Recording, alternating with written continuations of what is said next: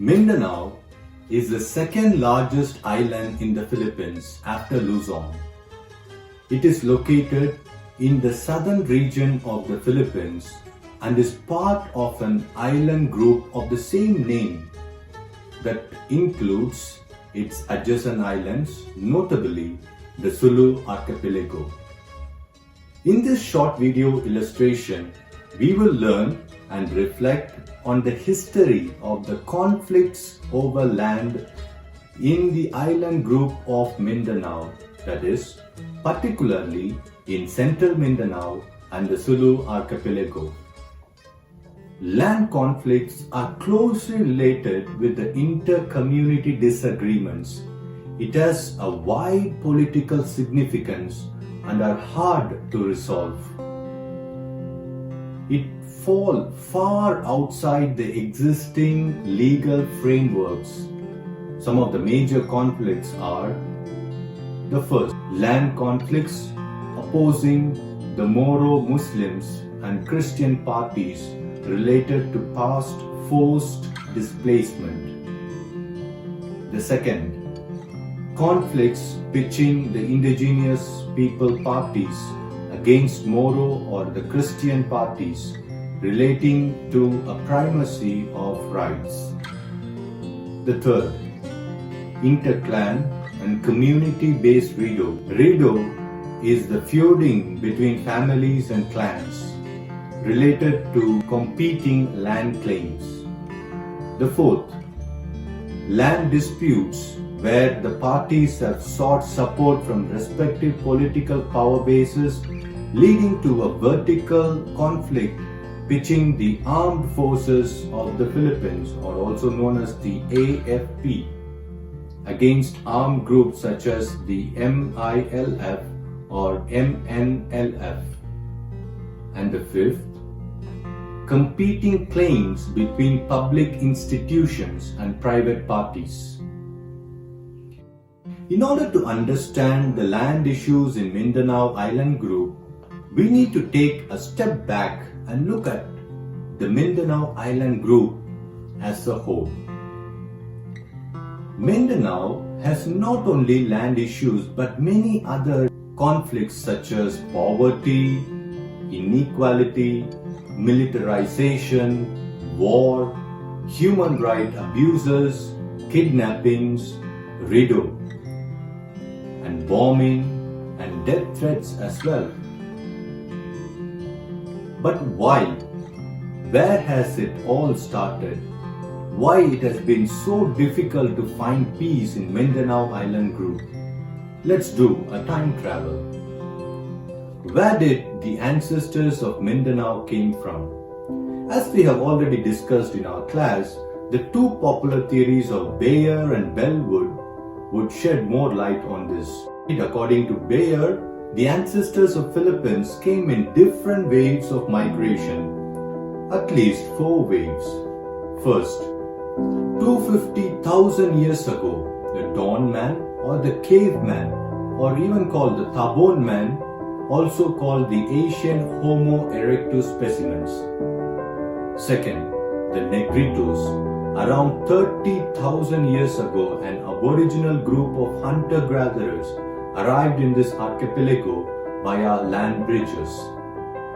Third, 6,000 years ago, a group from Indonesia capable of traveling across the sea and wielding tools became the first immigrants to reach the Philippines using the ocean. And finally, 3,000 years ago, the civilized and seafaring or people who travel regularly by sea called the Malayas brought Iron Age culture to the Philippines and became the dominant group ahead of the arrival of the Spanish in the pre-colonial period. And according to Bellwood's theory, there was an expansion of a group of people called the Austronesians from Asia into the Pacific by means of Taiwan some 6,000 years ago. These migrations began from Chinese mainland, reaching Taiwan first in 3500 BC and then the Philippines by 3000 BC. This theory explains the similarities in culture, language, and physical attributes in different countries in the most Asian setup. Bellwood's reaction is the great majority of Filipinos today, descendants, came from only one place, but we are all related from the beginning. This is the Philippines today, which is a nation-state with provinces, towns, barangays.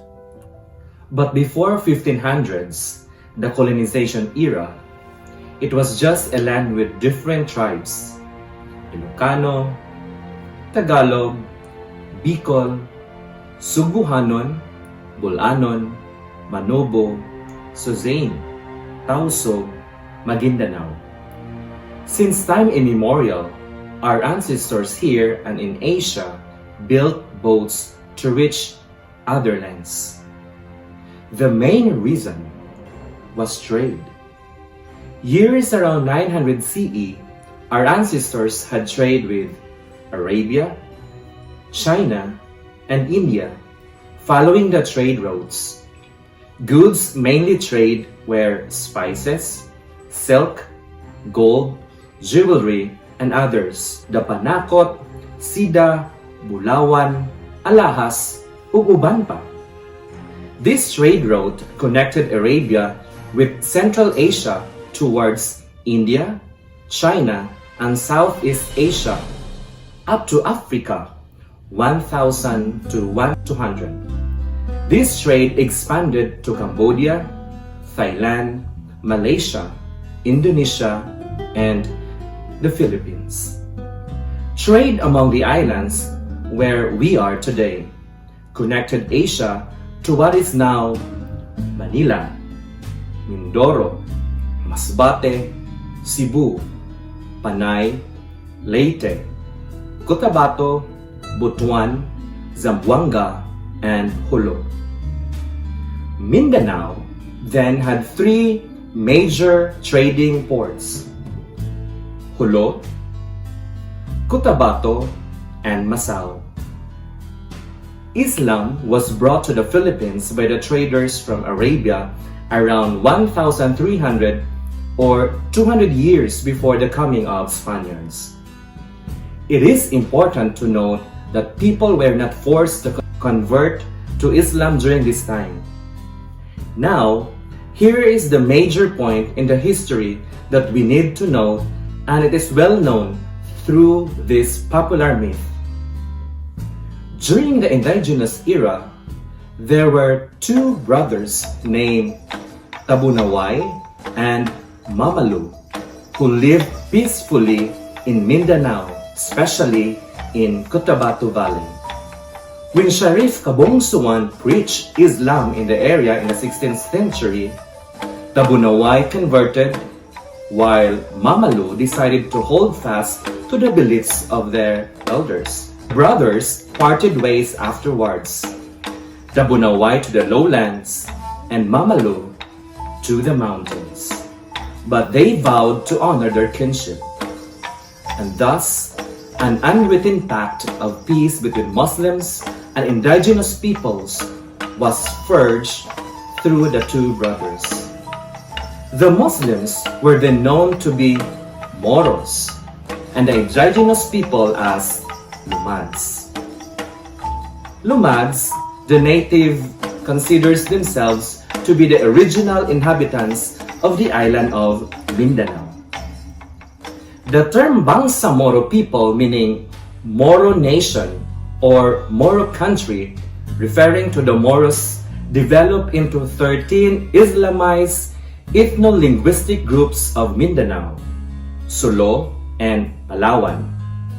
As Muslim-majority ethnic groups, they formed into one of the significant population in the Philippines, and today comprise about 5% of the country's total population, or 5 million people. Most Moros are followers of Sunni Islam, of the Shafi'i Madhhab. Thus, before the Spaniards' era, Mindanao's peoples were just two groups: Tausug, Mindanao, Sama, Maranao, who embraced Islam, and those who did not, we have Lumad, which includes Subanin, Blaan, Manobo, Tibuli, Bagubo, and others. However, when Portugal took over the Maluku Islands in 1511, Spain decided to take a more aggressive campaign in search of spice, gold, and silk. Magellan was the first conquistador to reach here. But Magellan encountered Lapu-Lapu and was killed. Spaniards returned with Legazpi in 1565 because they were still after the Moluccas, Brunei, and Philippines, as well as Japan and China. Now let's proceed to the effects of Spanish colonization. Conversion and taking on Spaniard cultural and with Christianization religious elements. This developed into an unfitting relationship with the Moro Muslim and slowly affected the economics and politics. Different sultanates at the time were Sulu Sultanate, Ranao Principalities, Maguindanao Sultanate. Shows the Philippines in late 1800s. The color blue square, Moro, purple circle, Lumad, red triangle, Christian. The people's resistance led to the rise of Katipunan, or KKK, led by Andres Bonifacio.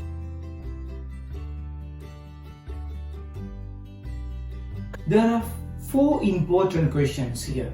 Number one, to what extent has the Philippine government's adoption of colonial land policies such as homesteading, including its current land reform programs, were used by big companies?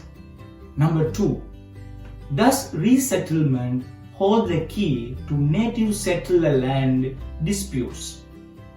Number three, is homesteading by landless farmers effectively answer underdevelopment?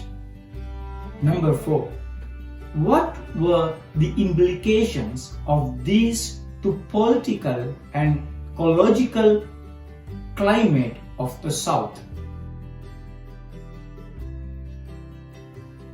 With the rise of the American occupation, Mindanao became labeled as land of promise.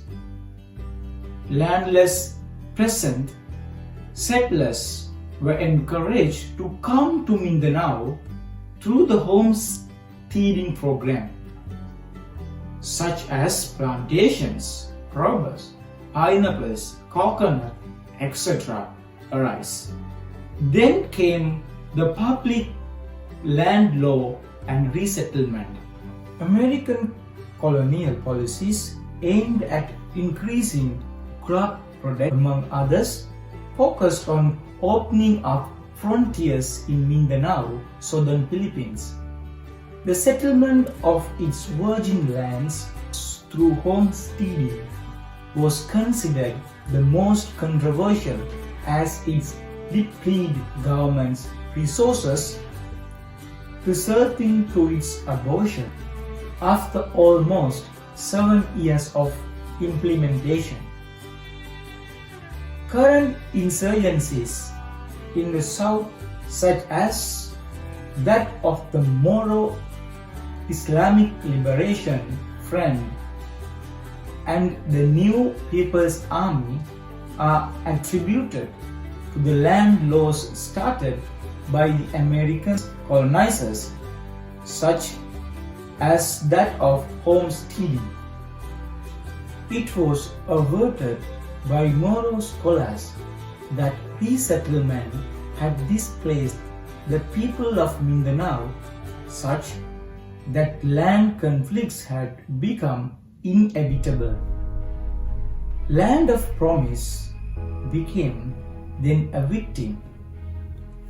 First, for wood logging, the land for plantations, coconut, pineapples, rubber, banana, oil palm, now became victim of mining. It impacted both the Luman, Moro, poor migrant settlers. The impact of open pit mining and hydrocarbon were huge. If we put ourselves in the shoes of a Moro or Luman, and we find ourselves, our family, our relatives, pushed away from our ancestral land, what would you feel? No wonder the Moro people armed themselves as MNLF and MILF. Then Marcos declared martial law and an all-out war against the Moro rebels.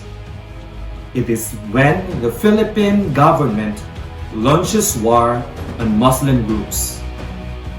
Through the years, the relationship among the Moro, the Lumad, and the Christian settlers remain delicate, and peace remains difficult to achieve. After Ninoy Aquino was killed and the organizing work done by militants, people power erupted in EDSA in 1986. Then Cory Aquino became president. However, she too failed to bring peace to Mindanao. In Mindanao, until now, we are confronted by this challenge to work together for peace, justice, and solidarity. And so, the people today have many views on these conflicts in Mindanao. Some say, I do not care. some pretend there is no problem at all. Some are angry at Moro people. Some think it is only the problem of those in troubled areas. Some complain, talk. Some do something to express themselves. And very few involved in action. How can we contribute towards peace building in Mindanao?